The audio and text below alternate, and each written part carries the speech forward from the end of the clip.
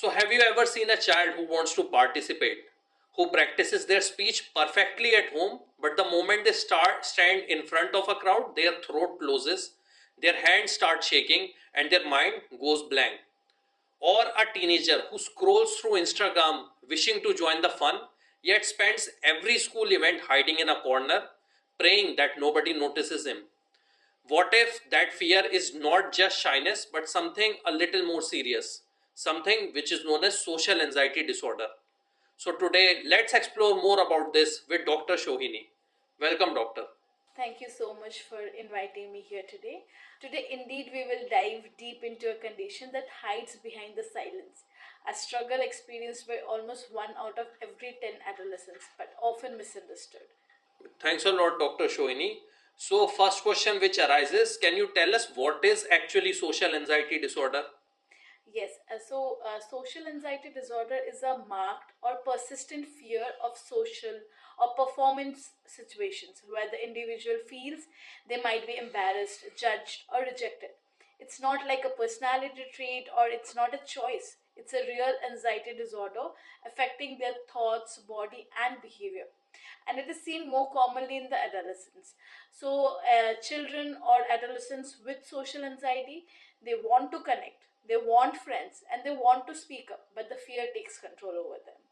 So, Dr. Shohini, can you tell me the diagnostic criteria? What is the diagnostic criteria according to some standard guidelines about the social anxiety disorder? Yes, so according to DSM-5, the diagnostic criteria says to call it a social anxiety disorder, they need to have some core features like marked fear or anxiety about social situations with possible scrutiny, fear of negative evaluation by others, like fear of embarrassment or fear of rejection. The response to social situations might be more of anxiety, odd responses in social situations, and it almost always triggers anxiety whenever they're in a social situation or they have to perform something in a public, in a crowd. It generally causes a lot of anxiety to them, and these social situations are generally avoided by them or endured with a lot of intense fear. So they generally get very exhausted while attending such kind of situations, and the anxiety should be out of proportion to the actual threat. And very importantly, these kind of symptoms of these kind of behavior should persist at least for 6 months to call it a social anxiety disorder. And also there should be significant impairment in the social or academic functioning of the child or the adolescent. And a very important thing that the DSM mentions is to exclude any other kind of problems, like there shouldn't be any kind of substance use or any other medical condition, and it should not be better explained by any other mental disorders. And this condition also has a specifier, like we say, there can be situations where the specified is performance only type, where the fear is limited to public speaking or performing only, but not in other kind of group activities or social situations. Thank you very much for such detailed answer. So, another question arises that how does social anxiety disorder look like? For example, if I am seeing a person in real life, how will they appear? Yeah, so I'd like to give some examples how they do look like.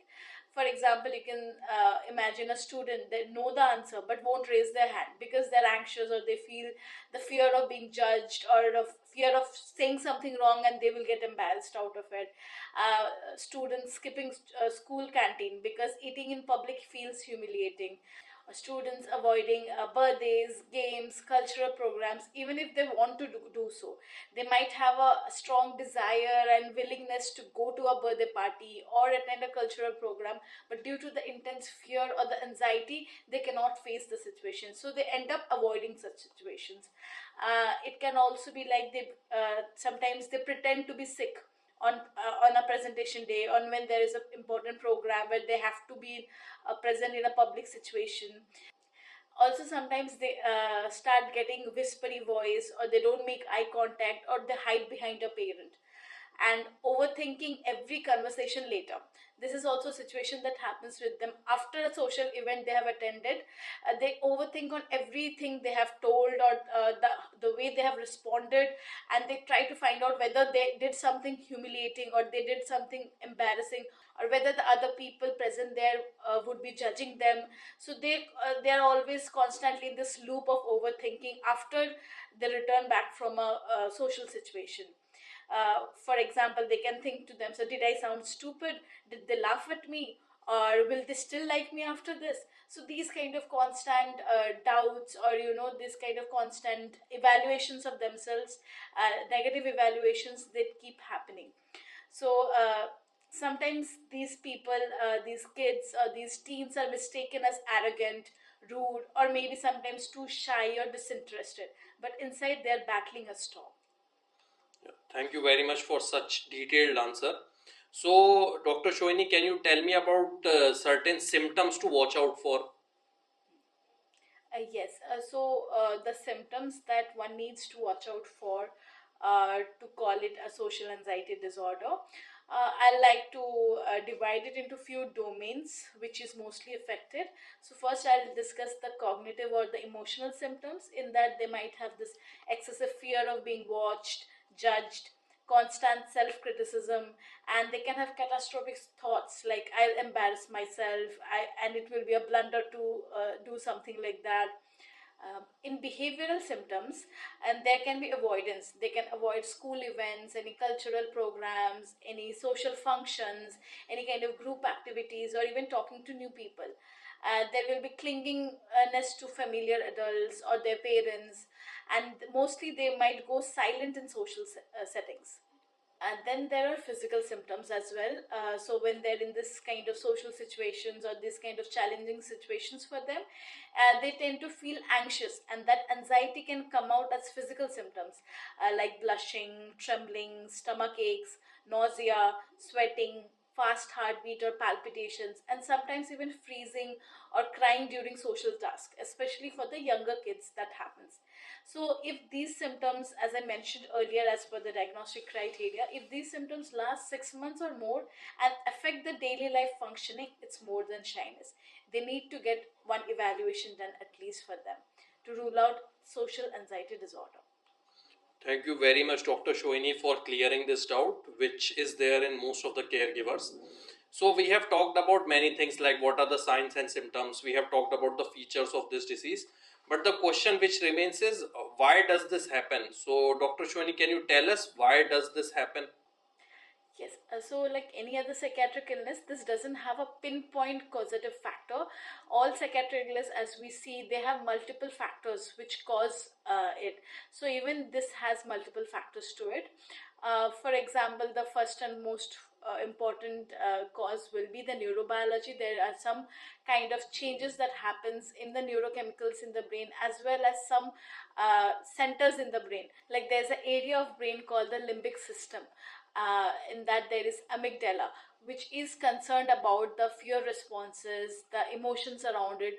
So in these children or these adolescents, these centers are overactive, the fear center. So they see any social interaction as danger. So this is like a altered brain wiring that happens that can lead to such kind of responses and behavior. Even genetics play a role. A family history of anxiety increases the risk of them developing it. A temperament, even children who are naturally anxious in newer settings, they tend to develop social anxiety more often. And environmental settings, even the environmental factors can contribute to formation of this disorder, like bullying or a lot of strict expectations, public humiliations on a more regular basis. These can be definitely additional factors that can contribute to it. And even sometimes, the peer pressures, social media pressure, or the fear of judgment, cyberbullying, even these can be factors which add up to this. So it's very unfair or very unlikely to blame a child, or consider the child's fault in having this kind of behavior. It is a condition, it is a medical clinical condition, and not a weakness or a flaw in a child, which can be treated or which can be taken care of. Yeah, so thank you very much for this clear message and clearing so many misconceptions and myths regarding it. So, another question which arises, why should a person sought treatment for this, and what will happen if it is left untreated? Yes, so most of the time it is not identified as a disorder, so they stay untreated for a long time. So the social anxiety can slowly take away, like friendships, because they are not able to interact in group activities or in socially challenging situation, which can lead to more of isolation for them. Even academics, sometimes they fall behind due to the avoidance of different events or group activities or projects. Confidence, the most important thing, their self-esteem starts shrinking when they're not attended to. And definitely they always have a risk of developing depression or any kind of self-harm thoughts over the time when they keep on struggling with this problem, and when they keep on getting misunderstood by the people, even their own parents or their own friends. So these keeps building up a lot of stress inside the child, and that can lead to development of any kind of other psychiatric illness.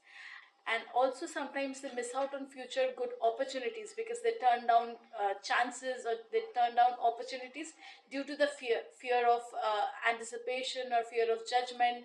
So even that affects their life in the long term. So that's why early identification is very very important, because it can prevent years of silent suffering. Yeah, and how can parents or teachers help in this condition? Yes, so parents and teachers do have a role to play. There are different ways that you can help your child. So I would just like to highlight a few points that you can really, really work upon. First is try to validate them and don't minimize. Like first say, I can see this feels tough for you. Avoid saying like, don't be shy, it's nothing, just speak properly. These things, they don't change it, they rather make them feel more anxious, and they make it more challenging for them. Small gentle exposures, like not forcing them to go out for a social situation, but step by step confidence building with them, or step by step walking them through the process of how they can deal with the social situation better, definitely helps. For example, they can be encouraged to greet a new person, or answering one question in a class. So these things can encourage them. uh, then another thing is like practice of social skills together. So a role play can be done, like you can ask them to do small group activities, like introducing themselves to others when there's a small group, or answering questions, or ordering food for others. So these small activities can be encouraged for them. And teach them simple scripts when they feel anxious, like instead of getting anxious and being silent, they can tell like, hi, can I join? Or some introductory verses can be practiced with them, which they can apply in most of the situations. And some introductory verses can be rehearsed or practiced with them, which they can apply to more social conversations or situations without feeling very overwhelmed. And some other tips can be, praise their efforts. Like even if their voice is shaky, or they're feeling nervous or trembling, but even if they're attempting to do something, appreciate that. And try to reduce the performance pressure. Like don't demand perfection, celebrate each participation from them. And another important thing is communicate. As parents, you should communicate with the school teachers, and you can make arrangements for early presentations, or provide supportive peer groups, or encourage participation with kindness and cooperation. And another thing that can be done is like the model of confidence. Kids learn from the grown-ups. So if the grown-ups can have more of a calm supportive presence, that can also help them develop the self-esteem and that they generally lack. Thank you so much for this detailed answer, Dr. Shoini. This will really help all the caregivers and the patients who are suffering from social anxiety disorder. So now we will talk about, are there any medical treatment options available for this condition as well? Yes, definitely. There are multiple treatment options available for this. The first line of treatment is mostly the cognitive behavioral therapy or the CBT, which helps challenge their fears, build skills and coping methods, and helps them to reduce the avoidance practices. So, that is definitely a very useful therapy which really helps them. Another treatment option is social skills training. So in that, in like group settings with guided interaction, they can be taught or they can be helped to develop the social skills, or how do they interact in social situations, that can be taught to them. School based support is also important, like involvement of a counselor or safe participation plans can be made. Even medication has a role to play in moderate to severe cases, and it is definitely prescribed by a psychiatrist when symptoms strongly disrupt their day to day activities. When the anxiety is so severe, they might be having refusal to go to school, or maybe even their biological functions are getting hampered, and it's causing severe impairment to them. Definitely, medications help. There are different kinds of anti-anxiety medications, and other kinds of medication groups like SSRIs are also available, benzodiazepines are also available, that definitely helps them. And other than that, there are different kinds of relaxation techniques that can be really helpful, like breathing techniques are there, grounding techniques are there, even journaling sometimes can help. So one thing just needs to be kept in mind: treatment works best with the family involvement, patience and encouragement. Thank you very much, Dr. Shoini, for this detailed. Both you have covered psychological as well as psychiatric or medical aspect of the treatment as well. So, any final message from your side if you want to give to our viewers about social anxiety disorder? Yes, so my final message I would like to give to all my viewers, to all the kids and the teens listening to us today, just keep in mind you're not invisible, you're not awkward, you're not defined by your fear. So your voice deserves a space, and your story deserves to be heard. And with help, confidence grows. One small step at a time can cause a huge impact. So, thank you so much, Dr. Shoini, for this detailed discussion today. And I'm 100% sure that lots of viewers will definitely benefit a lot from this detailed discussion, as you covered everything ranging from signs and symptoms to treatment to all the caregiver tips that can be given possibly. So, to our viewers, I would like to say, just after this detailed discussion, we know that lot of patients, lot of people who are untreated, undiagnosed as well, they suffer from social anxiety disorder. So to them, I would like to say, if you see a child struggling socially, don't label them, don't shame them, and don't ignore them. Instead, support them, understand, and seek help early. Let's create classrooms, families, and communities where sensitive, quiet children feel safe and they don't feel judged. Thank you for joining me on this episode. If you found this helpful, please share it to spread awareness. And let's keep the conversation going, because every child deserves to feel confident in their own skin. Thank you.